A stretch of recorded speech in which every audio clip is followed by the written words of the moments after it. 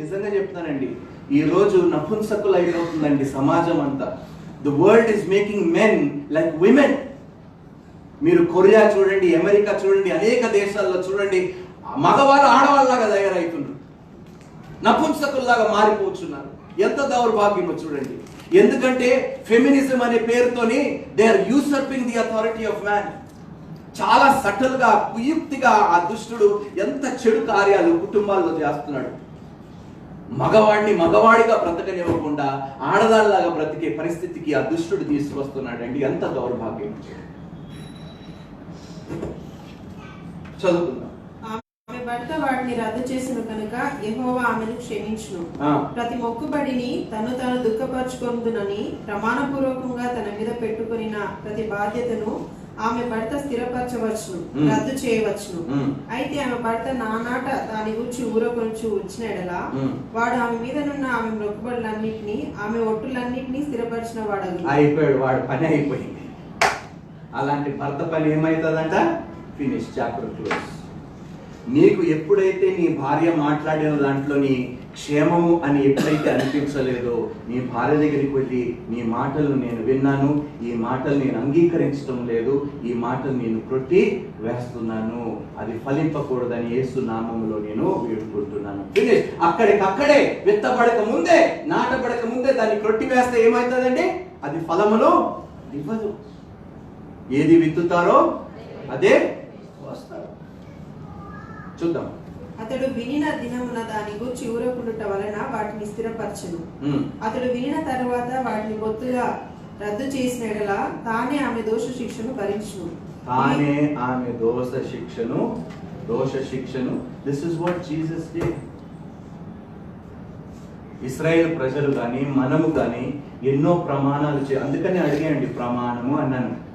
ఎన్ని ప్రమాణాలు చేశారో తెలుసా దేవునికి? మీరు ఎన్ని ప్రమాణాలు చేసేవారు? దేవుడు సంఘాన్ని ఏమని పేరు పెట్టి పిలుస్తున్నాడు? స్త్రీ. వధు అంటే ఎవరు? అంటే అందరినీ దేవుడు కలిపి మాట్లాడుతున్నాడు. ఇక్కడ పురుషులు వేరు కాదు, స్త్రీ వేరు కాదు. దేవుడు తన సంఘం గురించి మాట్లాడుతున్నప్పుడు ఒక స్త్రీగానే చూస్తున్నాడు. మన అందరినీ చూస్తూ ఏమంటున్నారంటే, మీరు చేసిన ప్రమాణాలు మీరు నెరవేర్చలేదు కాబట్టి నేను మరణించవలసి వచ్చినది. ఆ ప్రమాణాలు, ఆ గిల్ట్ ఏదైతే మీరు మీ మీద రాకుండా ఉండాలని నేను వాటన్నిటిని నా మీద నేను మోపుకున్నాను, మీ కొరకు నేను మరణించి ఉన్నాను. అందుకని దేవుడు అంటాడండి, వెళ్ళు, ఇంకా ఎన్నడూ పాపము. ఎప్పుడైతే రక్షణ పొందుకున్నామో దేవుడు మనందరితో ఇదే, అమ్మ మీరు ఇప్పటి వరకు చేసిన వట్టి ప్రమాణాలు, దొంగ ప్రమాణాలు అన్నిటినీ నా మీద నేను మోపుకొని నేను మీ కొరకు చనిపోయాను.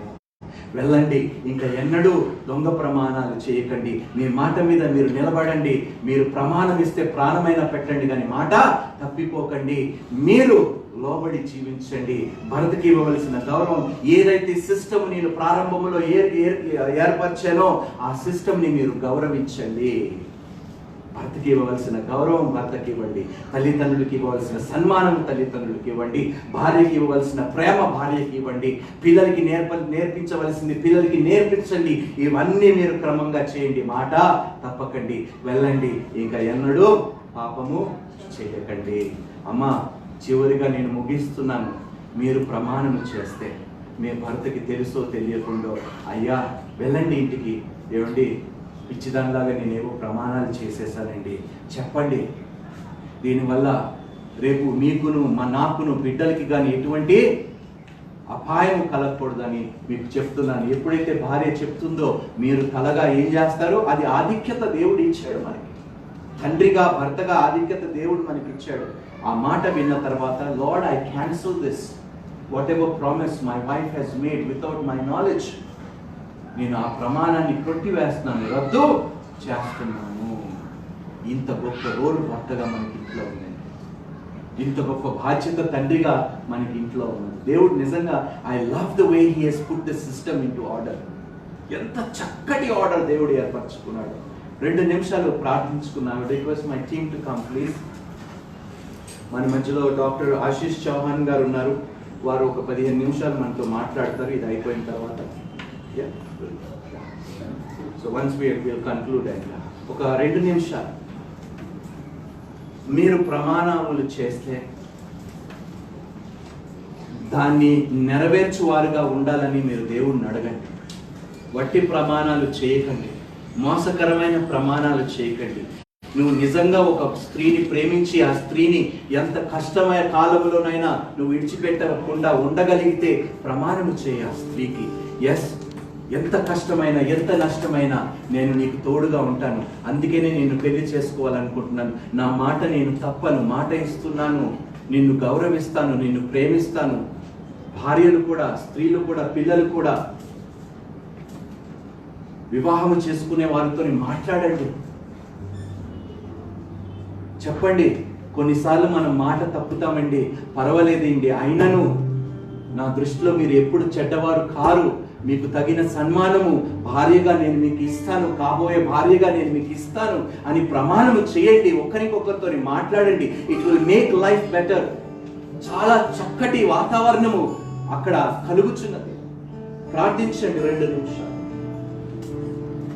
తెలుసో తెలియకుండా ఎన్నో ప్రమాణాలు, ఎన్నో మాటలు, అనవసరమైన మాటలు, నా భర్తకి తెలియకుండా, నా భార్యకి తెలియకుండా, పిల్లలు తండ్రికి తెలియకుండా, తండ్రికి ఇవ్వవలసిన గౌరవం, the decision authority, deciding authority father ఉండగా నా డెసిషన్స్ నేను తీసుకొని నా తండ్రికి ఇవ్వవలసిన సన్మానము, కీర్తి, ఘనత నేను ఇవ్వకుండా ఆ నిర్ణయాలు నేనే తీసుకున్నందుకు, ఆయన అథారిటీని నేనే యూసర్ప్ చేసుకున్నందుకు నన్ను క్షమించు ప్రభువా, క్షమించు ప్రభువా. ఎన్నో మార్లు అబద్ధాలు ఆడాను ప్రభువా, దొంగ ప్రమాణాలు చేశాను మా తండ్రికి, మా తల్లికి, తప్పిపోయాను నాయన ప్రభువా.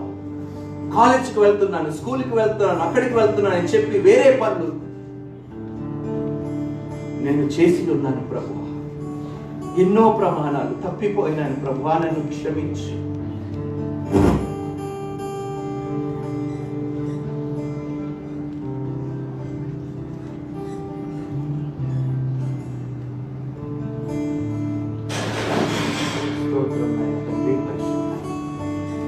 నాయన తండ్రి, గొప్ప దినము మీరు మాతో మాట్లాడినందుకు, పురుషుల యొక్క పాత్ర, స్త్రీల యొక్క పాత్ర ఎంత గొప్పదో నాయన, ఎంత నాయన తండ్రి సన్మానం మీరు నాయన తండ్రి స్త్రీలకి పురుషులకి మీరు కలుగజేశారు.